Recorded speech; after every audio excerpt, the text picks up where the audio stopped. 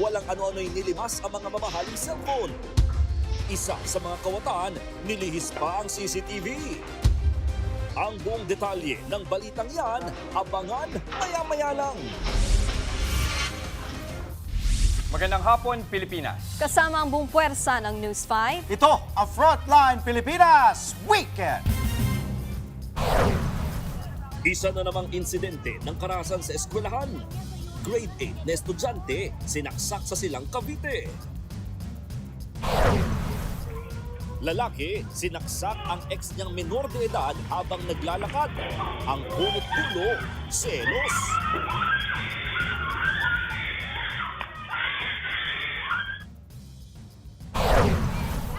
White Ribbon March kontra korupsyon, nilahukan ng libo-libong individual sa EDSA. Isang sanggol, himalang nang iligtas kasama ang kanyang ina mula sa guho ilang araw matapos ang lindol sa Venezuela.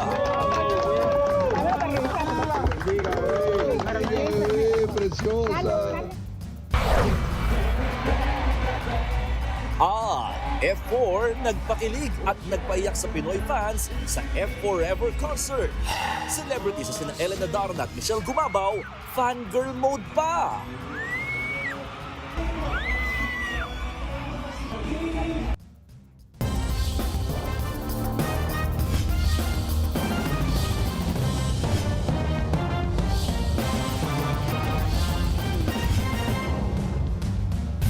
Nilooban ng 4 na lalaki ang isang tindahan ng mga gadget sa Daet, Camarines Norte. Ang halaga ng mga tinangay nilang cellphone aabot sa 3 milyong piso. Narito ang Frontline Report. Pasado alas 3 ng madaling araw nitong Biyernes, sa pool sa CCTV ang pagpasok ng 3 lalaki sa isang gadget shop sa Daet, Camarines Norte. Isa nilang kasama, nagsilbing lookout sa labas. Agad na nagtrabaho ang mga lalaki, pumwesto at dali-daling nilumas ang mga cellphone na nasa estante at isinilid sa backpack, pati na rin sa kanilang bulsa. Sinuyod din nila ang laman ng isa pang cabinet, habang ang lalaking naka-hoodie, sinubukan pang takpan ng pinto gamit ang roll-up banner ng tindahan. Tila may hinahanap din ang lalaking yan sa loob ng mga drawer. Maya-maya pa, napansin ang isa sa mga kawatan ng CCTV at agad niya itong inilihis at itinutok sa pader. Ito natira, isang piraso, pinaka-lower unit pa. Kinaumagahan, ayon sa may-ari ng tindahan na si Carl, pasado alas 9 na ng umaga nang matuklasan niyang sinimot na ang laman ng kanyang shop. Face punong-puno to, with brand new seal. Lahat ng tangay. Ito mayaman mga boss. Dumidiskarte lang. 70 piraso ng iba't ibang unit ng cellphone ang natangay sa tindahan. Aabot ang halaga sa 3 milyong piso. Pinaghahanap na ng mga pulis ang 4 na kawatan. Nag-alok naman ng 300,000 pisong pabuya ang gobernador ng Camarines Norte na si Ricarte Padilla sa makapagtuturo sa pagkakakilanlan at kinaroroonan ng mga salarin. Nagbabalita mula sa Frontline, si Linda La Cruz, News 5. Sa isa na namang insidente ng karahasan, sangkot ang mga estudyante, sugatan ng isang grade 8 student sa Silang Cavite matapos saksakin ng kanyang kaeskwela. Bullying ang tinitingnang punot dulo ng krimen. Nasa frontline na balitang yan, si Dave Abuel. Dali-daling binuhat at dinala sa ospital ang 17 anyos na lalaking estudyante na ito sa Silang Cavite. Isa siyang grade 8 student na nagtamo ng saksak sa bandang puson. Ang suspect, ang mismong kaeskwela niya na isa ring estudyante na grade 8. Ayon sa mga otoridad, tinangkang tumakas ng suspect pero agad din siyang nahuli ng mga barangay tanod. Na-recover ang ginamit na patalim ng suspect. Itinapon pa raw niya ito para hindi masamsam sa kanya. Sa investigasyon ng mga pulis, uwian na ng mga estudyante nang mangyari ang pananaksak malapit sa palengke ng Silang. Bullying ang tinitingnang punot dulo ng krimen. Last year pa daw, nung grade 7 sila, nabubully na siya, itong biktima. Nagtitimpilan ko si suspect, sinumbong niya sa nanay niya na siya ay nabubully. Kaya lang, binaliwala ng kanyang nanay, so nakimkim na yung galit siguro. At nung araw din yon, according din sa ating suspect, pinagbabantaan na daw siya nung umaga, nung biktima. So ginawa niya, umuwi pala ito ng bahay at kinuha yung patalim. Pero sa kwento naman ng biktima, Nung pinuntahan siya sa bahay, di umano, sinasabi niya na siya naman ang binubuli nitong suspect na 15 years old. So taliwas naman doon sa claim ng kabila. kasalukuyan nang nagpapagaling sa kanilang bahay ang biktima. Ayon sa kanyang nanay, patatawarin nila ang nanaksak na bata. Pero tulungan daw dapat sila sa gastusin sa pagpapagaling ng kanyang anak. Naaawa din po ako sa magulang. Ang mensahe ko na lang sa batang yon, wag mo na lang uulitin kahit saan ka mag-aaral. Kasi hindi lahat ng nanay, kagaya ko, na marunong umintindi. At saka magpakabait na rin siya, sir. Nasa kustodiya na ngayon ng mga social worker ang nanaksak na estudyante. Patuloy pang iniimbestigahan ng kaso. Samantala, nangako na ang eskwelahan kung saan nag-aaral ang mga sangkot na estudyante ng karagdagang suporta at tulong sa pamilya ng dalawang bata. Patuloy daw nilang ipatutupad ang mga hakbang para sa kaligtasan ng kanilang mga mag-aaral. Nagbabalita mula sa Frontline, Dave Abuel, News 5. Iwalay na umano'y banta ang natanggap ng Palo National High School sa Leyte nitong nakaraang linggo. Ayon sa pamunuan ng paaralan, sa social media umano idinaan ang mensahe ng pagbabanta mula sa hindi pa matukoy na mga individual. Hindi na idinetalye ng eskwelahan ang naturang pananakot pero wala naman daw silang nakitang agarang panganib. Iniulat na raw nila ito sa mga otoridad at pinayuhan ng mga magulang na ibayong pagmamatsyag. Nagbabala rin ang eskwelahan na may karampatang legal na kahihinatnan ang maling paggamit ng social media. Ang Palo ay katabing bayan lang ng Tacloban City kung saan 3 estudyante ang namatay sa pamamaril noong June 22. Sa bayan naman ng Tolosa sa Leyte pa rin, isa umanong school attack ang nasawata ng otoridad noong June 25. Nakatakdang dinggin sa Senado sa Miyerkules ang investigasyon sa Tacloban School shooting. Pangungunahan ito ni Senator Risa Ontiveros bilang chairman ng Committee on Women, Children, Family Relations and Gender Equality.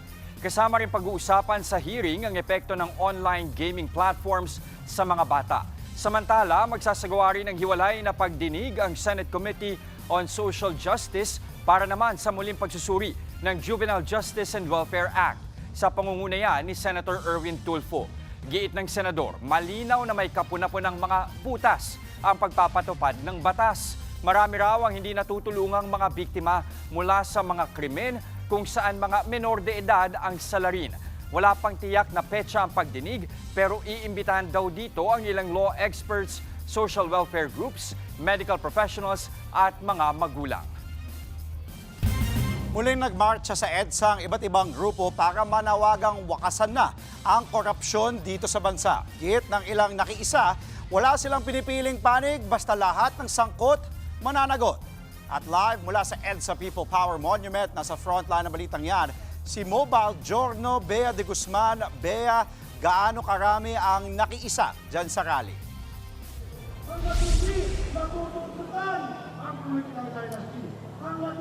Andre, nasa 78 organizations or religious at civil society organizations ang lumahok sa White Ribbon Movement o March dito sa People Power Monument. Kanina bandang 2:30 ay nasa 3,500 ang mga taong nandito at ngayong mag-aalas 5 na ay bumaba na ito sa 2,800 katao. Kung makikita mo, Andre, ang ilan sa mga tao dito habang ongoing ang programa ay ang ilan ay nagsisiuwian na dahil sinabi rin kanina na bandang alas 5 nga hanggang alas 6 ay matatapos na ang programa. Kanina marami nang nagsalita mula sa iba't ibang grupo at binanggit nila kung ano nga ba yung importansya na banggitin at paulit-ulit na diinin sa gobyerno na hindi nawawala ang pagbabantay ng mamamayan sa ating mga leader. Pasado 1:00 ng hapon, nagmarcha na ang religious at civil society groups mula EDSA Shrine pa People Power Monument sa Quezon City. Sila ang nanguna para sa White Ribbon Movement. Panawagan ng grupo, wakasan ang korupsyon, tuldukan na ang political dynasty, magkaroon ng electoral reforms at iba pang panawagang reforma sa bansa. Mahigpit naman ang seguridad sa paligid ng People Power Monument. Halos 1,000 pulis rin ang nakabantay rito. Ayon naman sa PNP-NCRPO, halos 10,000 pulis ang nakapaligid sa Metro Manila para sa White Ribbon Rally. Bago nga ang marcha, nagkaroon muna ng misa sa EDSA Shrine. Pinangunahan ito ni Kidapawan Bishop Colin Bagaforo. Ayon kay Bishop Bagaforo, hindi na nila inaasahang singdami ng lumahok sa trillion peso march ang makikiisa ngayong araw. Pero gayon man, layon daw ipakita ng kilos protesta na nananatiling nagbabantay at nagmamatsyag ang mamamayan sa gobyerno. From the very beginning, sabi namin, imbitado ang lahat. Kaya pinili natin yung white ribbon kasi lahat ng colors, imbitado natin. Yellow, pink, red, green, black, lahat sila imbitado. Lahat ng galit sa kurakot, lahat ng nakikisa sa ating adikain. Let us all unite as Filipinos. Kasama sa dumalo sa White Ribbon Rally ang dating Gabriela Party List representative na si Liza Maza. Iginiit niya, walang pinapanigan ang paghingi ng pananagutan. Malinaw po ang mensahe, lahat ng sangkot dapat managot. Kung ikaw man ay si Duterte, kung ikaw man ay si Marcos, o kung sino ka man, basta ikaw ay involved sa korupsyon, dapat kang managot. At talaga walang nag-aari sa EDSA. Tayo po ay hindi tayo maka-Duterte. Hindi po tayo maka-Marcos. Bukod sa kanya, present din ang mga dating mambabatas na sina Franz Castro, Satur Ocampo at Teddy Casino.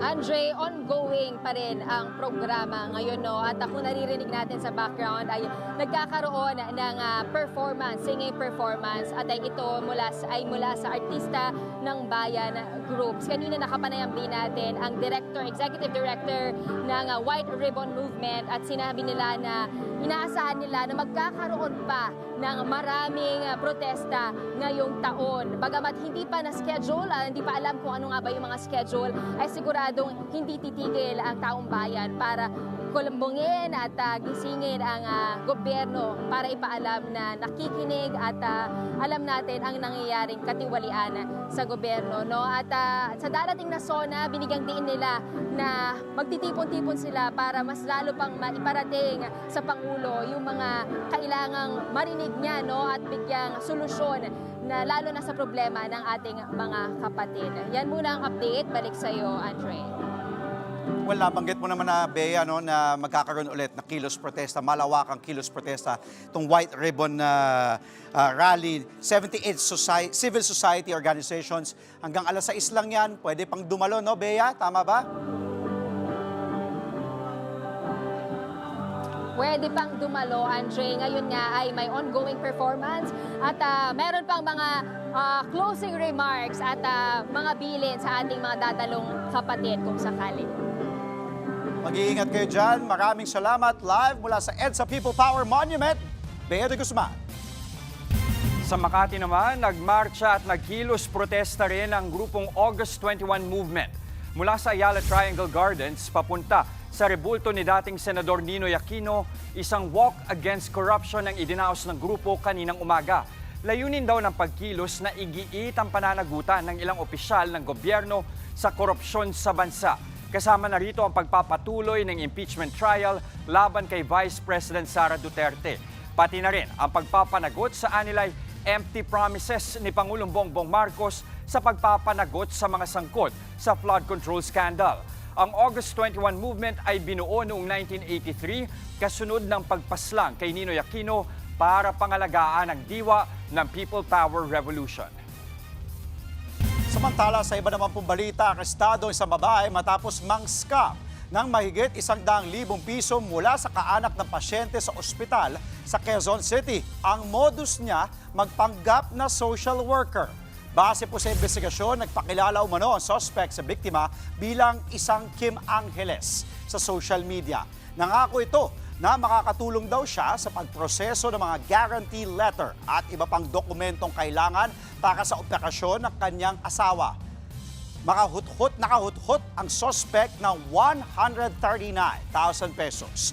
Nabuking lang ang modus ng malaman ng biktima na hindi na proseso ang mga ipinangakong papeles. Mahaharap ang suspect sa patong-patong na reklamo.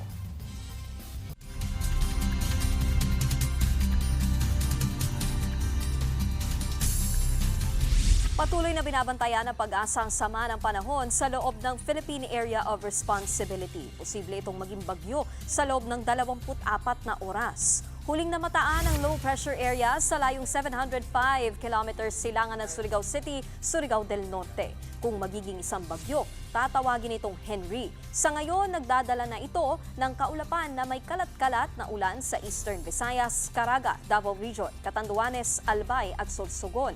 Ganyan din ang mararanasan sa Ilocos Region, Zambales, Bataan, Occidental Mindoro at Palawan dahil naman sa hanging habagat o southwest monsoon. Habang sa Metro Manila at natitirang bahagi ng bansa, bahagyang magiging maulap na may kalat-kalat na pag-ulan at thunderstorms, bunsod ng localized thunderstorms. Susunod, dahil sa selos, lalaki sinaksak ang dating live-in partner nang makitang may kasama itong iba. VP Sara may tugon sa articles of impeachment laban sa kanya pero ang 51 pages niyang sagot tinawag na rehash lang. At Miss Earth Philippines, may bago ng reyna mula sa Ballesteros, Cagayan. And your Miss Philippines Earth 2026 is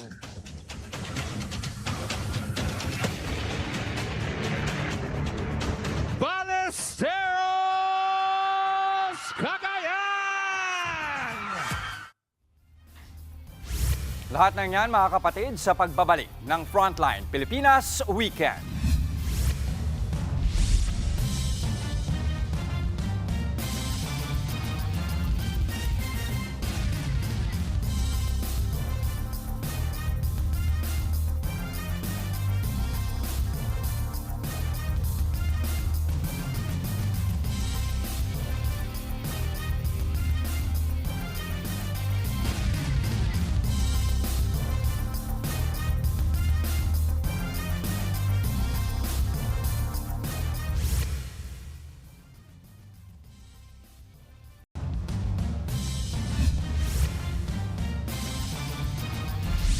Tinawag na rehash o paulit-ulit lang ng House Prosecution Panel ang tugon ni VP Sara sa Articles of Impeachment.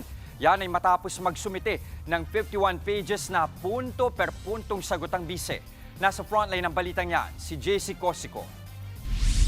The answer that they have provided to the court is just the same rehash claim that, everything is void because from the very beginning they questioned the constitutional. Yan ang banat ni House Impeachment Trial Spokesperson Zia Alonto Adyong sa tugon ni Vice President Sara Duterte sa Articles of Impeachment laban sa kanya. Sa isinapublikong 51-page sagot ng bise, iginiit nitong void o walang bisa ang Articles of Impeachment dahil nabahiran umano ng hayagang pagkiling ang mga naging pagdinig noon ng House Committee on Justice. Isa-isa ring sinagot ni VP Sara ang mga impeachment articles laban sa kanya, kabilang na ang umano'y bantang ipapatay ng bise sina PBBM, First Lady Liza Marcos at dating House Speaker Martin Romualdez. Sagot ng bise riyan, walang pagbabanta dahil sinagot lang daw niya ang tanong ng isang reporter kaugnay ng umano'y operasyon laban sa pamilya Duterte. Freedom of speech din daw na nagpapakita ng pagtutol sa mga polisiya at anyay overreach o panghihimasok ng Marcos administration. Pinalaga naman yan ni Congressman Adyong. All lawyers would agree that there's no such thing as absolute freedom. All freedom are also subject to some regulation. Nitong Webes natapos ang pre-trial conference o pagmamarka ng mga dokumento na pwedeng gamiting ebidensya sa mismong paglilitis. Di pa kasama riyan ang BIR box na naglalaman ng tax records ng bise at asawa niyang si Attorney Man Scarpio. Kaya naman nagsumite na ang House Prosecution Team ng apela sa Senate Impeachment Court para markahan ito bilang ebidensya. Mahalaga raw kasi ang BIR box para maipaliwanag ang alegasyon ng unexplained wealth o di maipaliwanag na yaman ng bise. Kung ito po ay mabubuksan, makikita po natin, that would also give us a clear picture, financial picture talaga, kung ano ba talaga yung lawful income ng ating Vice Presidente. No? Dahil hindi naman ho magsisinungaling ang laman ng box na yan. Inaasahang ilalabas ang pre-trial order sa Lunes, June 29. Samantala, may apela ang dating court sheriff na si Abby Andres. Siya ang sinapak ni Duterte sa isang demolisyon sa Davao noong 2011 nang mayor pa siya ng lungsod. Kabilang si Andres sa mga testigong planong iharap ng prosekusyon sa paglilitis. Sa social media post ni Andres, sinabi niyang noon pa man ayaw na raw niyang magkomento sa insidente. Nauunawaan naman daw ng prosekusyon na anyay pag-aalangan ni Andres. Pero ang Senate Impeachment Court daw ang magdedesisyon kung dapat ba siyang tumestigo. We understand the apprehension of Mr. Abe, no? Kaya na medyo hesitant siya. And we understand that. That's a raw emotion. At the end of the day, it is the court that will issue invitation and subpoena. So, ang pagkakaalam po natin ay once the court issues subpoena or invitation, mukhang yung ating choice whether to appear or not would not no longer be, will not longer be relevant, no? Sa July 6, inaasahang magsisimula ang mismong paglilitis laban kay VP Sara. Nagbabalita mula sa Frontline, JC Cosico, News 5. Nawala na nga ng anak na biktima pa umano ng sepulturero ang mga magulang sa Quezon City. Ang mga labi kasi ng kanilang anak na ipinalibing, itinapon lang sa bakanting lote. Nasa Frontline ng balitang yan si Alexis Ebue. Dahan-dahang dinadampot ng SOCO personnel ang puting tela at karton na yan sa Barangay Loyola Heights, Quezon City. Ang laman niyan, isang fetus. Nasa box siya, nasa loob siya ng isang box. At nandun yung details ng kanyang nanay, at the same time yung details nung found fetus cadaver. Agad naman nakilala ang magulang ng fetus dahil tatay mismo ang lumapit sa mga otoridad. Nabalitaan daw kasi niyang may napulot na fetus sa lugar. Kinutuban siya. Kwento ng ama sa mga pulis, kumausap raw ito ng sepulturero para mailibing ng maayos ang kanyang anak.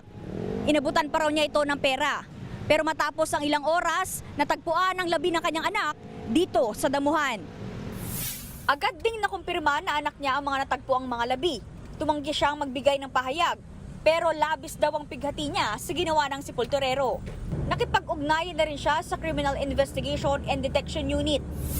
Yung pa ngayon yung under ongoing investigation dahil ang kaso ay na-turnover natin sa SIDU. Hindi pa tukoy ang sepulturero pero sigurado raw ang tatay na kilala niya ito sa muka. Nagbabalita mula sa Frontline, Mobile Journal Alexis Ebue, News 5.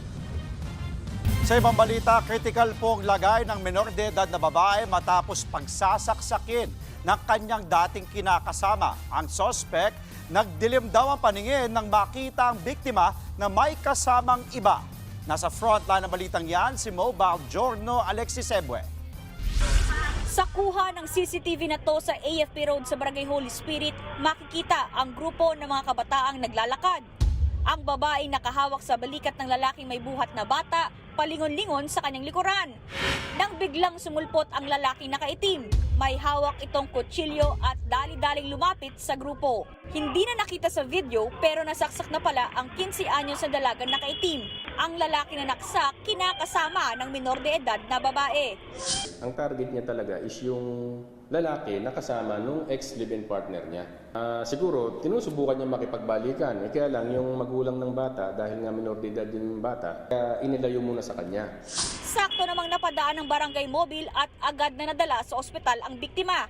Habang ang sospek, nasa kustodiya na siya ng mga otoridad at maharap sa reklamong frustrated murder at statutory rape. Inamin naman ang sospek na nabuntis niya ang dalaga noong 14 anyos pa lang ito at selos ang nagimitsa ng pananaksak. Pero depensa niya, walang hiwalayang nangyari at ang hawak na lalaki na kasama ng kanyang ex, anak nila ng biktima.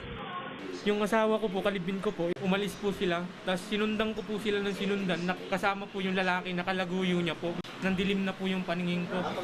And then, Pagkasaksak ko po, di ko po alam na nasasaksak ko na po is yung asawa ko. Sa ngayon, nasa kritikal na lagay ang biktima dahil sa natamong saksak sa muka. Mobile Journal Alexis Ebue, News 5. Kinoronahan na bilang bagong Miss Earth Philippines si Rina Andrea de los Santos ng Ballesteros, Cagayan. And your Miss Philippines Earth 2026 is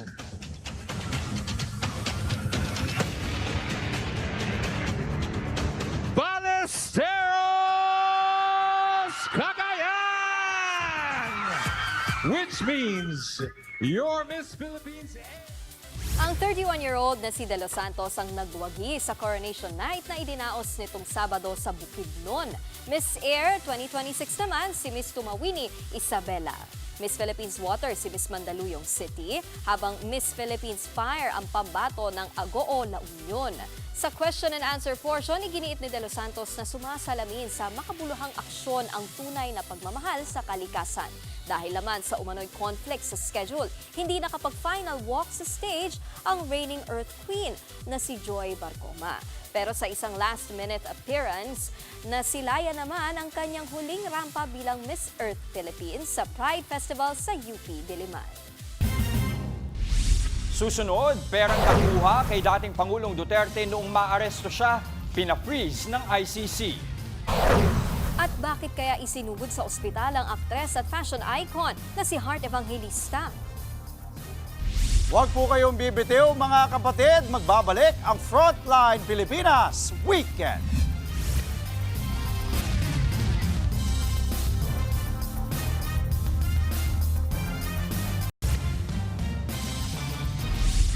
Nasunog ang isang palengke sa Science City sa Muñoz sa Nueva Ecija. Aabot sa 17 million pesos ang halaga ng mga natupo. Nagsimula ang sunog pasado 2:00 kaninang madaling araw. Ayon sa mga rumespondeng bumbero, 9 na bayan ang nagtulong-tulong para maapula ang apoy. Umabot pa sa 2nd alarma ang sunog bago ito idineklarang fire out kaninang 7:00 ng umaga. Wala namang naiulat na nasawi o nasaktan sa insidente. Patuloy pang inaalam ang mitsa ng sunog. Mahigit 82 million pesos ng halaga ng ipinuslit na sigarilyo ang nasabat ng mga otoridad sa isang hotel sa Isabela. Ang mga sangkot na Chinese nationals, kalaboso. Nasa frontline ng balitang yan, Simon Gualvez. Nasa mahigit 200 kahon ang isa-isang iniinspeksyon ng mga otoridad na yan sa isang hotel sa Cagayan City, Isabela. Ang laman, mga sigarilyong ipinuslit sa bansa. Tinatayang nasa 82.7 million pesos ang halaga. Ayon sa Cagayan Police, nakatanggap sila ng tip na may ipinapasok ng mga umano'y smuggled na yosi at sangkot daw ang ilang Chinese nationals. Dito na sila nagkasa ng mga checkpoint. Yun nga lang, nakatunog sila, so nagkaroon ng konting habulan dito sa bandang Cagayan, particularly dito sa Nunungan, going sa barangay area. Inabol na sila, pinaghuhulog yung mga sigarilyo sa kalsada. 2 beses nang may nasakote yung mga sigarilyo mga otoridad sa checkpoint. At ang tinuturong source, diretso sa ni-raid na hotel. 5 unit o kwarto ang ginawang imbakan ng sandamakmak na mga kontrabando. Itong bodega nito, hindi lang po sa Cagayan City nagsusupply, kundi sa mga nearby municipalities pa. Maharap sa patong-patong na reklamo, may-ari ng hotel, umupang tenant at caretaker nito na lahat pawa mga Chinese national. Nakatakda ring irekomenda sa Cagayan LGU ang pagpapasara ng naturang hotel. Nagbabalita mula sa Frontline, Mon Gualvez, News 5. Pina-freeze ng International Criminal Court o ICC ang perang nakuha kay dating Pangulong Rodrigo Duterte na maaresto siya at dalhin sa The Hague, Netherlands. Alinsunod yan sa request ng prosecution team sa trial judges. Hindi malinaw kung magkano ang pera ni Duterte nang makulong siya. Pero bukod sa pera, ayon sa public filing, humingi rin ang prosekusyon ng access sa iba pang nakumpiskang gamit ng dating Pangulo.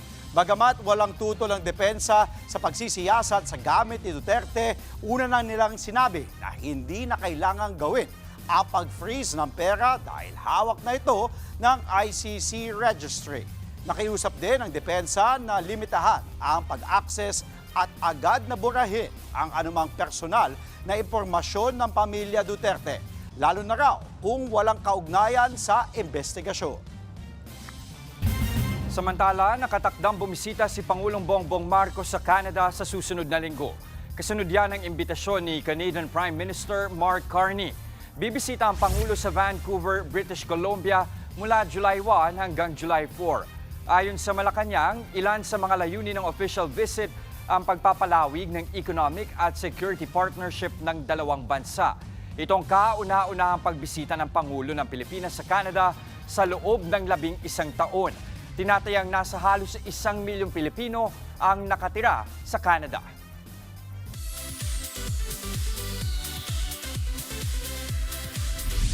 Naospital ang aktres at fashion icon na si Heart Evangelista dahil daw sa sobrang pagod sa pagtatrabaho. Sa Instagram story ng kanyang longtime assistant na si Resty Rosel, kitang nasa hospital bed si Heart kasama ang kanyang pamilya. Ayon kay Rosel, sa sobrang hardworking daw ng aktres, umabot sa puntong hindi na niya kinayang magtrabaho bago pa pumayag na magpa-confine. Pero sa kabila niyan, nagising na raw sa sedation at nakakalakad naman na si Heart. Kailangan pa rin ang suporta para makakilos pero road to full recovery na rin naman daw ang aktres. Susunod, sanggol nasagip sa gumuhong gusali sa Venezuela matapos ang lindol. At Pinoy fans pinakilig ng Taiwanese group na F4.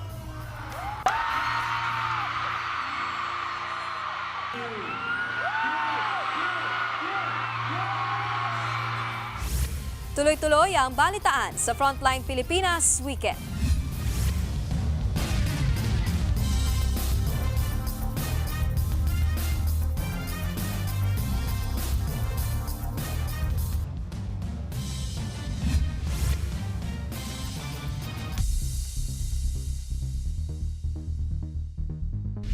Matapos magpirmahan ng peace deal, muling nagpalitan ang pag-atake ang Iran at Amerika.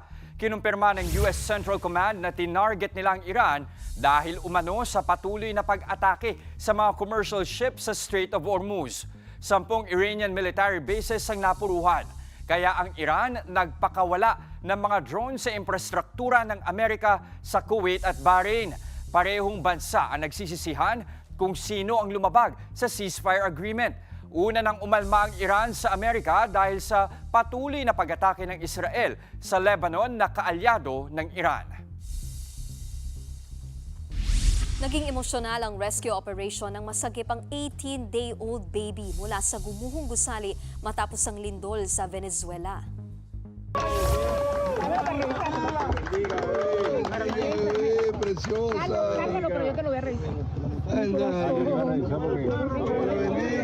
Vengo de Caracas nada más a eso. Umiiyak ang ama ng bata nang kargahin ang sanggol mula sa mga rescuer. Napapalakpak pa nga ang ibang nanunood dahil sa eksena. Pero mas naging emosyonal ito nang masagip din ang ina ng bata. Makalipas ang higit 1 oras, isa ang bahay ng pamilya sa gumuho ng tumama ang kambal na lindol. Mag-ina rin ang nasagip sa gitna ng guho. Unang nailabas ang 9-month-old baby. Parehas sugatan pero nasa maayos na silang kondisyon.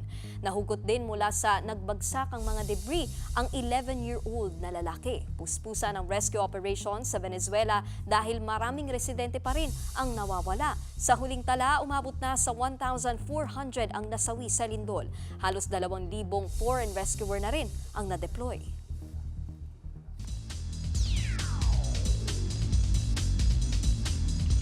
Itinalagaan ng Philippine Olympic Committee o POC si Japanese tactician Taka Minoa bilang bagong head coach ng Alas Pilipinas. Yan po ay bilang paghahanda ng bansa para sa 20th Asian Games sa Aichi, Nagoya sa Japan sa Setyembre. Nagsilbi na rin bilang dating coach ng Akari Chargers at next-led chameleon si Minoa sa PVL. Balik national team din ang itinuturing na core ng Alas sa pangunguna ni veteran playmaker Gia de Guzman. Makakasama niya ulit ang ilan sa mainstay ng Alas gaya nina Angel Canino, Ea Laure, Bella Belen at Alyssa Solomon. Nilabas na rin ng POC ang pool ng Alas men na hahawakan ni Italian coach Angiolino Frigoni. Pangungunahan niya nina Brian Bagunas, Mark Espejo at Owa Retama. mas pasasayahin ng Kapatid Network ang inyong weekend trip dahil 2 game shows ang aarangkada. Simula July.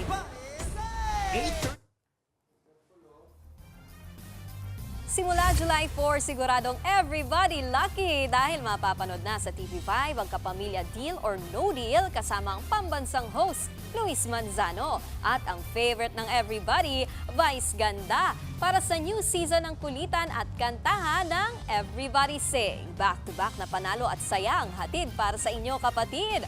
Abangan! Susunod, kasunod ng pagbaba ng fertility rates sa Pilipinas, ano nga kaya ang nagbago sa pananaw ng mga Pinoy sa pagpapamilya? At Ellen Adarna, naka-eye to eye si Jerry Yan, a.k.a. Dao Mingse. Ang mga netizens na pasana all. Mga kapatid, tuloy-tuloy ang balitaan sa Frontline Pilipinas Weekend.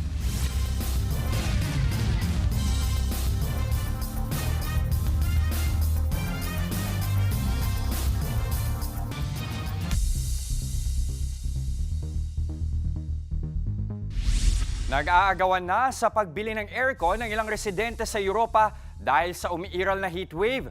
Sa bayan ng Chambéry sa France, dinumog ng mga residente ang bagong bukas na tindahan na ito para mag-unahan sa pagbili ng air conditioning unit. Nagkatulakan at nagkagulo ang mga mamimili, makasecure lang kahit isang aircon. Sa huling tala, umakyat na sa 55 ang napaulat na namatay sa epekto ng heat wave sa France. Naka-high alert din ngayon ang health authorities sa buong Europa dahil sa paglaganap ng matinding init. Ayon sa scientists, ito na ang pinakamatinding heat wave sa kasaysayan ng buong kontinente na nagsimula noong June 20. Inaasahang lalawak pa ang sakop ng heat wave dahil umano sa climate change.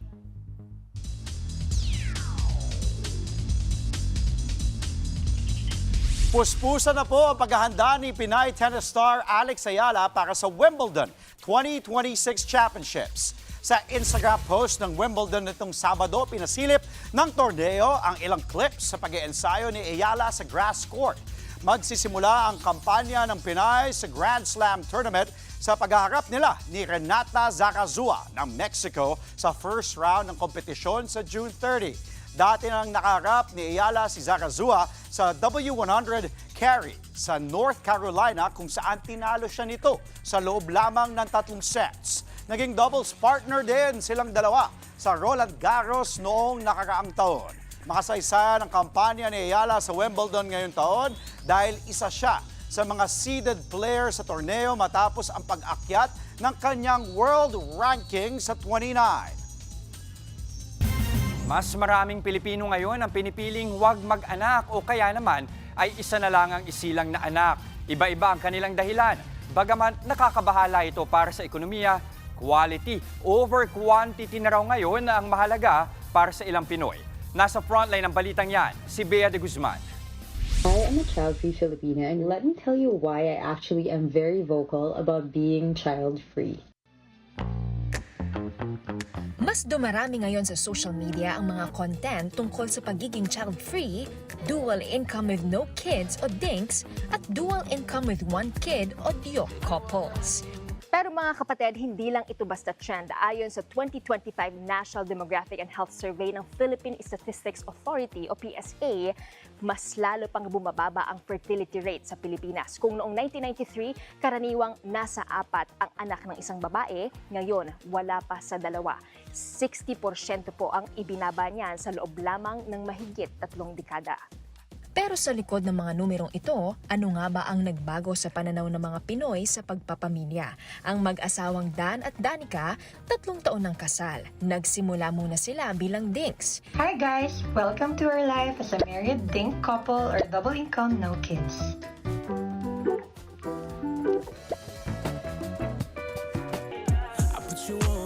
Nila sa pagiging DINKs, malaya nilang nagamit ang oras at kita nilang mag-asawa.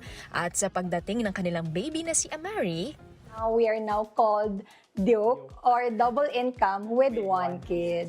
1 kid and done hanggat maaari. Tama na raw muna ang isa. 5 kaming magkakapatid. So nakita ko yung difference na hindi man gustuhin ng magulang namin, pero yung attention talaga divided. So sabi ko, once na ako na yung magkakaroon ng family ko, gusto ko yung sure ako mabibigay ko yung buong attention ko, tapos hindi kami magkukulang sa kung ano yung kailangan namin i-provide. Ang mister na si Dan gusto ng 3 nung una pero isinasaalang-alang daw niya ang kalusugan ni Mrs. lalo na't babae ang nagdadalang tao sa pamilya. I respect her body kasi syempre body niya yan. Isa rin na nag-trigger sa akin yung economy natin. Parang syempre i-weigh mo din kung ano lang talaga yung kaya mo, yung capable kang ibigay. Gusto ko yung mabigay ko yung full potential ko sa anak namin.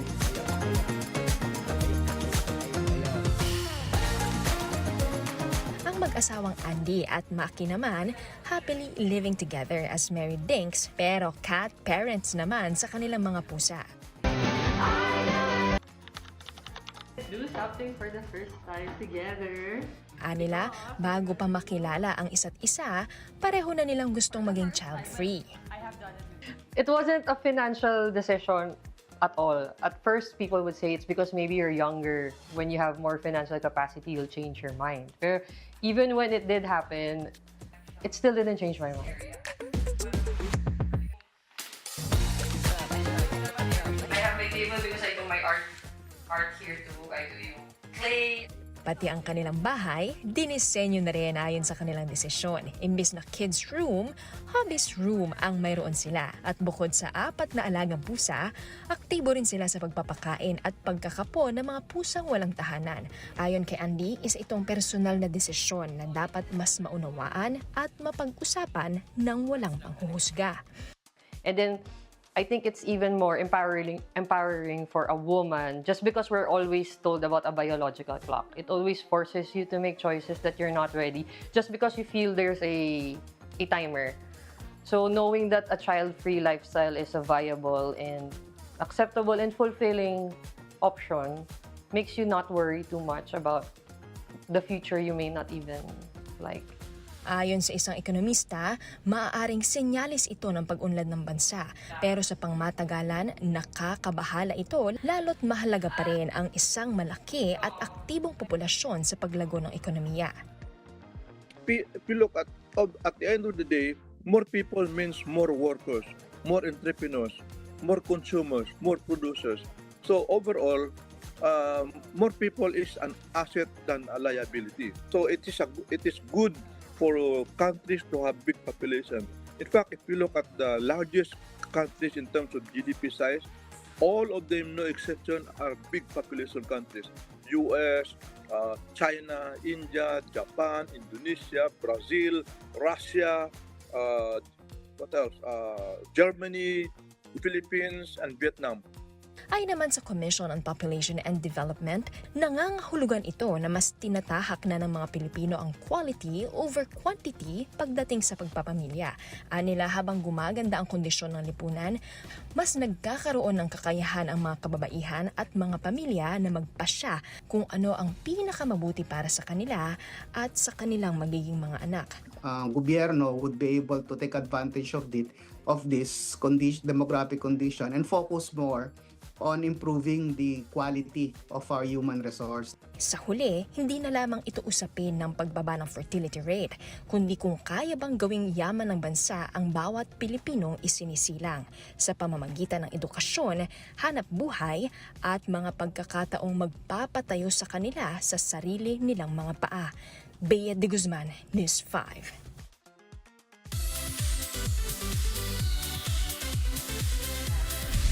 Napa-oh baby na ba ang lahat sa pagbabalik ng F4 Fever? Hindi nagkamayaw ang Pinoy fans sa sold-out concert ng Meet Your Garden Stars sa Philippine Arena. Libo-libo ang nakisenti sa timeless hits ng grupo kaya ultimate throwback ang atake. Nasa frontline ng balitang yan si News 5 Entertainment Correspondent Von Belinario. Ultimate nostalgia at instant throwback matapos ang higit 2 dekada.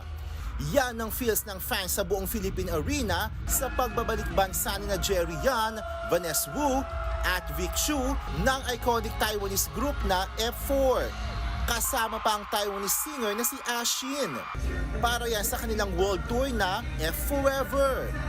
Hindi magkamayaw ang Pinoy fans nang isa-isa nilang i-perform ang kanilang timeless hit songs.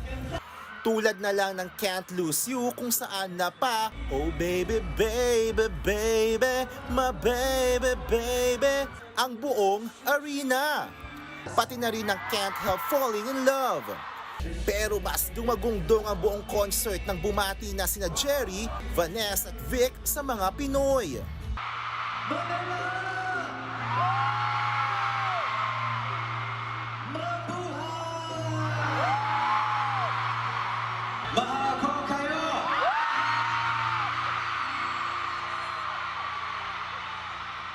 Long time no see. Long time no see. I'm so miss you. Bukod sa kanilang solo productions, lalong nagpakilig sa fans ang performance nila sa official soundtrack ng Nature Garden, ang Niyaw Di Ay o The Love That You Need. Siyempre, nariyan din ang ending theme song ng Nature Garden 2 na Season of Fireworks. At eto pa, lalo pang napasenti ang buong Philippine Arena sa emosyonal na monologue ni Jerry Yan tungkol sa hindi nalilimutang pagmamahal. Suot kasi niya ang tinaguriang Michoy necklace. Inalala nila ang namayapang si Barbie Hsu na gumanap sa karakter ni Sunshine. The biggest regret in life is actually losing someone. It's when you suddenly realize one day the person who used to make your heart race a beat has slowly just become a memory. Kinanta ng grupo bilang encore performance ang isa pang iconic theme song na Nature Rain. Hindi tuloy maiwasan ng mga umateng sa concert na maging emosyonal. It brings back old memories when I was in high school. Grabe, nakakatuwa talaga yung feeling. Almost 2 decades kaming naghintay. Fan na fan ako. Iyak ako habang nanonood ako. Sobrang speechless. Kasabay ng F4 Fever, ito rin ang 25th anniversary ng grupo mula nang umere sa Taiwan ng Nature Garden noong 2001. Nagbabalita mula sa Frontline. Von Belinario, News 5. At bilang teenage crushies ng mga trentahin, buhay na buhay rin ang F4 Fever sa ilang celebrities na present sa concert ng Nature Garden Stars.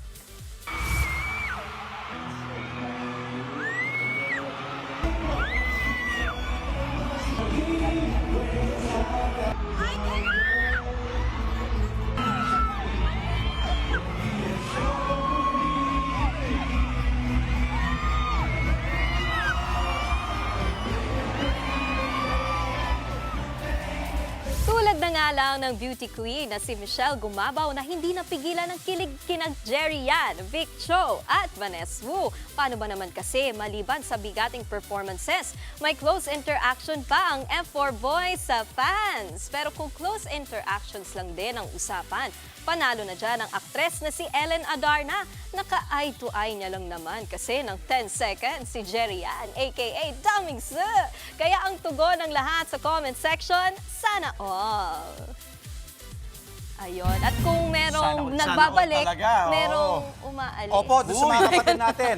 Sa mga napakaraming fans ni Jester. Hindi, totoo. Nix, ikaw na mauna dahil nagsama kayo una pagdating mo dito, Frontline Teka, Philippines. alam ba nila kung anong nangyayari? Hindi na magpapaalam si kapatid Jess sa ngayon, Sige, for now. sa aking partner ng more than 2 years, 2.5 years, napakaswerte kong nakilala kita, nakatrabaho kita at naging kaibigan kita.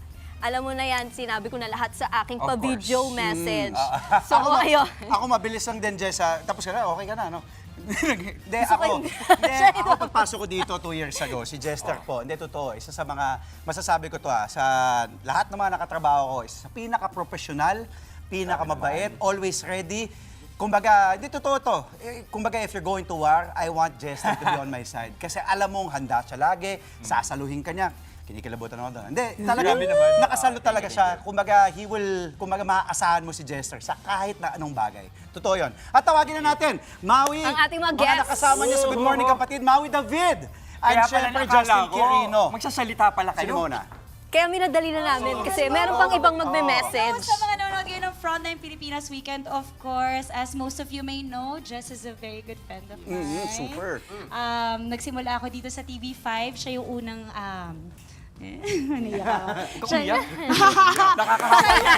Wala bawal umiyak. He was very kind to me. Very, very warm ang pag-welcome niya sa akin. So, syempre, ngayon siya naman ng, kumbaga, may ibang magiging gagawin muna sa buhay. Ako naman ang nandito para sa iyo. To send you off. I wanna make sure na ito sa huling airing mo, nandito kami. Mahal na mahal ka namin, Jess. I always wish you well. Even if lagi mo ko inaaway. But that comes from a place of love. Yes, yes. Jess, I wish you well, padayon. Thank you. Just, JQ. Hello. Hi. Hello.